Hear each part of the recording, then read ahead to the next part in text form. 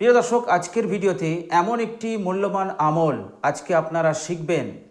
প্রিয় দর্শক, এই আমলটি অত্যাধিক মূল্যবান, অত্যাধিক গুরুত্বপূর্ণ। বিশ্বনবী সাল্লাল্লাহু আলাইহি ওয়াসাল্লাম বলেছেন, যে ব্যক্তি মা আলাল আরজি আহাদুন, এই জমিনের বুকে কোনো ব্যক্তি, কোনো বান্দা ও বান্দি যদি এই আমলটি করে, আল্লাহ সুবহানাহু ওয়া তাআলা সঙ্গে সঙ্গে তার জীবনের সমস্ত গুনাহকে আল্লাহ পাক ক্ষমা করে দেবেন। সেকেন্ডের মধ্যে আল্লাহ পাক তার জীবনের তামাম গুনাহ রাশিকে ক্ষমা করে দেবেন। বিশ্বনবী সাল্লাল্লাহু আলাইহি সাল্লাম এতদূর পর্যন্ত বললেন যে তার গুনাহ যদি সমুদ্রের ফেনা সমতুল্য হয়, তবুও আল্লাহ পাক সমুদ্রের ফেনা সমতুল্য গুনাহ রাশিকেও এই আমলটি করার বরকতে ক্ষমা করে দেবেন। বলেন সুবহানাল্লাহ। প্রিয় দর্শক, খুবই গুরুত্বপূর্ণ, মহত্বপূর্ণ আমল। এই আমলটা আপনি কখন করবেন, কতবার করবেন, বিস্তারিত আজকে আপনাদের সঙ্গে শেয়ার করব ইনশাআল্লাহ। প্রিয় দর্শক, আল্লাহ সুবহানাহু ওয়া তাআলা পবিত্র কোরআনুল কারিমে সূরা রুমে তিনি একটি আয়াতে বলেছেন, বিসমিল্লাহির রহমানির রহিম, জহরাল ফাসাদু ফিল বাররি ওয়াল বাহরি। আল্লাহ পাক বলছেন জলে স্থলে, আল্লাহ পাক বলছেন জলে স্থলে বিপর্যয় আসে। বিপর্যয় মানে হচ্ছে দুর্ভিক্ষ, বিপর্যয় মানে হচ্ছে অভাব অনটন, বিপর্যয় মানে হচ্ছে মহামারী, রোগ ব্যাধি, বিপর্যয় মানে হচ্ছে পানিতে নিমজ্জিত হওয়া, বান আসা, সুনামি হওয়া, বিরাট তুফান হওয়া, ঝড় হওয়া। যে ঝড়, যে তুফান সব কিছুকে তছনছ করে দেয়। বিপর্যয় মানে হচ্ছে উপকারী বস্তুর উপকার কমে যাওয়া এবং ক্ষতি বৃদ্ধি পাওয়া। তো বিপর্যয় হচ্ছে পৃথিবীর সব ধরনের বিপদ আপদকে বোঝানো হয়েছে।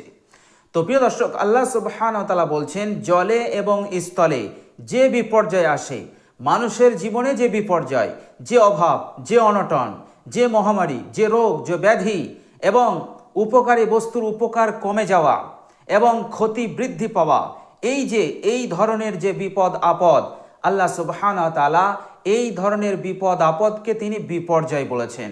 তো তিনি বলছেন জহরাল ফাসাদু ফিল বাররি ওয়াল বাহরি, যে পৃথিবীর বুকে জলে স্থলে যে বিপর্যয় আসে, এর কারণ হচ্ছে বিমা কাসাবাত আইদিন নাস। এর কারণ হচ্ছে, এগুলো হওয়ার মূল কারণ হচ্ছে মানুষের গুনাহ।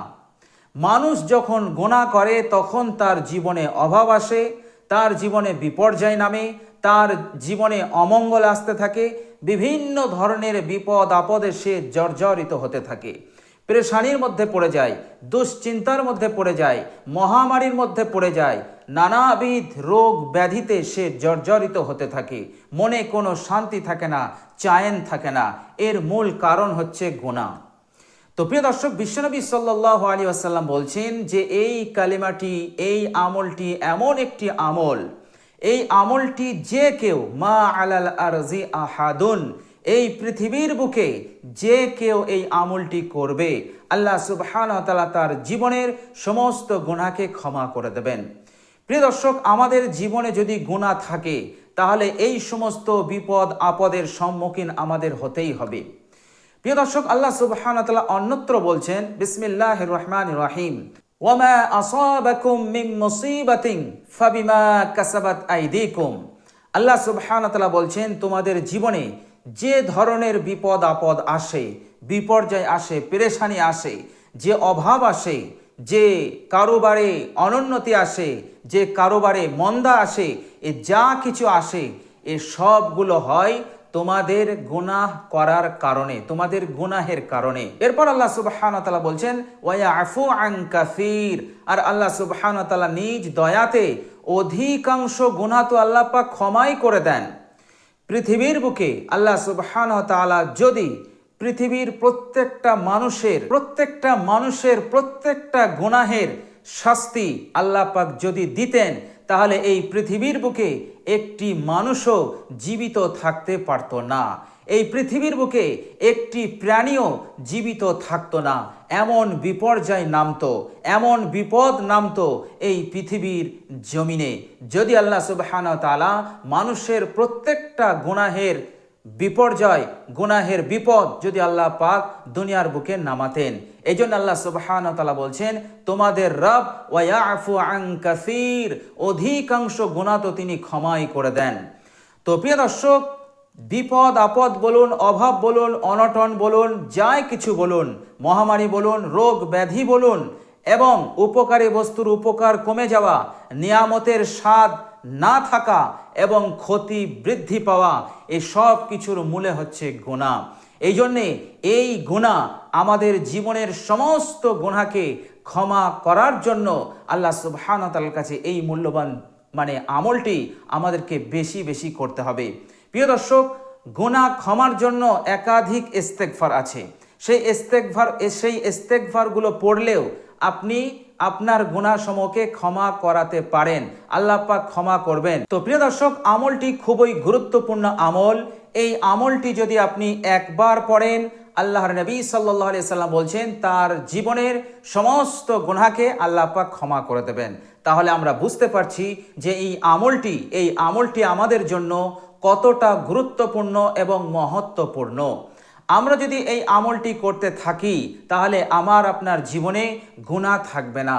আর যখন গুনাহ থাকবে না, তো আল্লাহ সুবহানাহু ওয়া তাআলা বিপর্যয় হতে, মহামারী হতে, রোগ ব্যাধি হতে, আলা বালা মুসিবত হতে আল্লাহ পাক আমাদেরকে হেফাজত করবেন। দুর্ভিক্ষ হতে, অভাব অনটন হতে আল্লাহ পাক আমাদেরকে হেফাজত করবেন।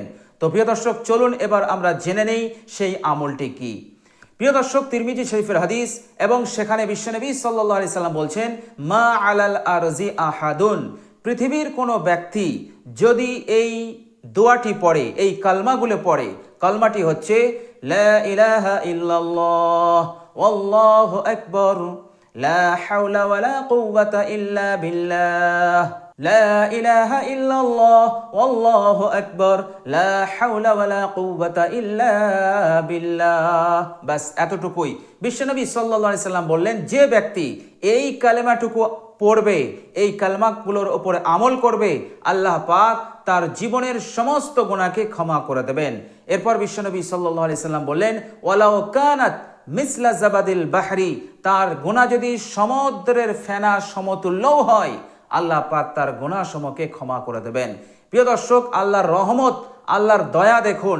একটা মানুষ যদি সারা জীবন গুনাহ করে, তবুও সমুদ্রের ফেনা সমতুল্য হবে না।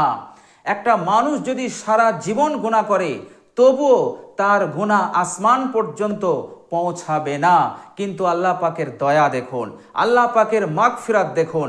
আল্লাহ সুবহানাহু ওয়া তাআলা বলছেন, বান্দা, তুমি যদি গুনাহ করতে করতে করতে তোমার গুনাহ যদি আসমান ছুঁয়ে যায়, সমুদ্রের ফেনা সমতুল্য হয়ে যায়, তোমার রব এত দয়াশীল যে তোমার প্রতিপালক অত গুনাহ তিনি নিমেষে, সেকেন্ডের মধ্যে তিনি ক্ষমা করে দেবেন। তো প্রিয় দর্শক, খুবই মূল্যবান আমল। এই আমলটি আপনি কতবার পড়বেন? প্রিয় দর্শক, যখনই আপনি এই আমলটি করবেন, কমসে কম আপনি 10 বার পাঠ করবেন, বেশিতে বেশি 100 বার। আরও যদি পারেন পড়তে পারেন, কোনো সমস্যা নেই। যত বেশি পড়বেন ততই ভালো, কিন্তু কমসে কম আপনি এই দোয়াটি, এই আমলটি আপনি 10 বার করবেন। প্রিয় দর্শক, লা ইলাহা ইল্লাল্লাহ, এখানে তাওহীদের কালেমা এসে গেছে। আল্লাহু আকবার, আল্লাহর বরত্ব মহত্বের কথা এসেছে। লা হাওলা ওয়ালা কুওয়াতা ইল্লা বিল্লাহ। আপনি এর দ্বারাই বলতে চাইলেন, হে আল্লাহ, সৎ কাজ করার শক্তি আমার নেই, আমি যতটুকু সৎ কাজ করি তোমার তৌফিকে করি। গুনাহ থেকে বিরত থাকার শক্তি আমার নেই, আমি গুনাহ থেকে বিরত থাকি তোমার তৌফিকে থাকি, তোমার সাহায্যে থাকি। তো প্রিয় দর্শক, খুবই মূল্যবান এই কালমা। তো এই কালমাগুলো আপনি প্রত্যেক দিন কমসে কম 10 বার করে পাঠ করুন। লা ইলাহা ইল্লাল্লাহ ওয়াল্লাহু আকবার, লা হাওলা ওয়ালা কুওয়াতা ইল্লা বিল্লাহ। তো প্রিয় দর্শক, প্রত্যেক দিন আপনি যদি এই দোয়াটি পড়তে থাকেন, এই আমলটি করতে থাকেন, তাহলে এবার চিন্তা করুন আপনার নামায় আমালে গুনাহ কি করে থাকবে। আপনার নামায় আমালে থাকবে শুধু নেকি আর সওয়াব। প্রিয় দর্শক, আমলটি করলে গুনাহ মাফ, আবার আল্লাহ সুবহানাহু ওয়া তাআলা সওয়াব দান করবেন, নেকি দান করবেন। গুনাহ মাফ হলো, সওয়াবগুলো আমল নামায় রয়ে গেল। এর বরকত আমরা দুনিয়াতেও লাভ করব এবং মৃত্যুর পরেও আমরা লাভ করব। তো প্রিয় দর্শক, আমরা সকলেই চেষ্টা করব এই মূল্যবান আমলটি করার। লা ইলাহা ইল্লাল্লাহ আল্লাহু আকবার, লা হাওলা ওয়ালা কুওয়াতা ইল্লা বিল্লাহ। প্রিয় দর্শক, এইটুকুই হাদিস শরীফের মধ্যে এসছে। তো আমরা যখন আমল করব ঠিক এইভাবেই আমরা পড়ব ইনশাল্লাহ। তো প্রিয় দর্শক, সকলেই চেষ্টা করব এই আমলটি করার। আল্লাহ সুবহানাহু ওয়া তাআলার কাছে দোয়া করি, আল্লাহ সুবহানাহু ওয়া তাআলা যেন আমাদের সকলকে এই আমলটি করার বেশি বেশি তৌফিক দান করেন। আমিন।